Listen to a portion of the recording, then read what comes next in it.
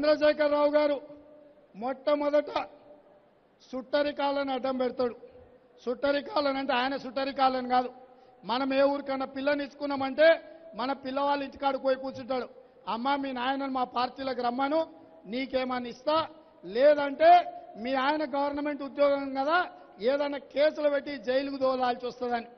మన బిడ్డ మన ఇంటికి వచ్చి మా ఆయనకి ఆపత ఉన్నది, లేకపోతే ప్రభుత్వంలో ఈ సమస్య ఉన్నది, నువ్వు పార్టీ మారితే తప్ప నేను ఇంట్లోకెళ్ళి పోను అని మొదటి ఎత్తుగాడేస్తాడు.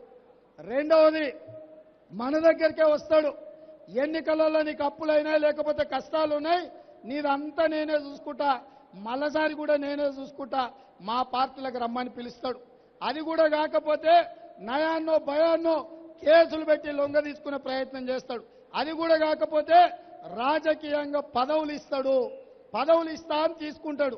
కానీ ఎలాంటి వాడే అంటే యువతలుంటే అది బెంచ్ కారు బాగా నడుస్తుందంటే దాన్ని తీసుకెళ్లి కేసీఆర్ షెడ్డులో పెడతాడు.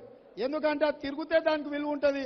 షెడ్డులో పడేస్తే అది బెంచ్ కారు అయినా బెంట్లీ కారు అయినా తుప్పు వచ్చి టైర్లలో గాలి పోయి ఇంజన్ ఇనుము జడుతుంది తప్ప ఇవాళ చాలా మంది నాయకులను తీసుకెళ్లి షెడ్లో పడేసాడు.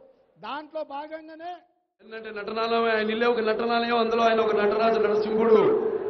టీ అంటే తార మండలంలోని తారక ధృవతారకుడు, ఆరంటే రాజర్షి రారాజు, రాజకీయ దురంధర యుగంధరుడు, రమణీయ రమ్య కమనీయ సౌమ్య గుణధాముడు అని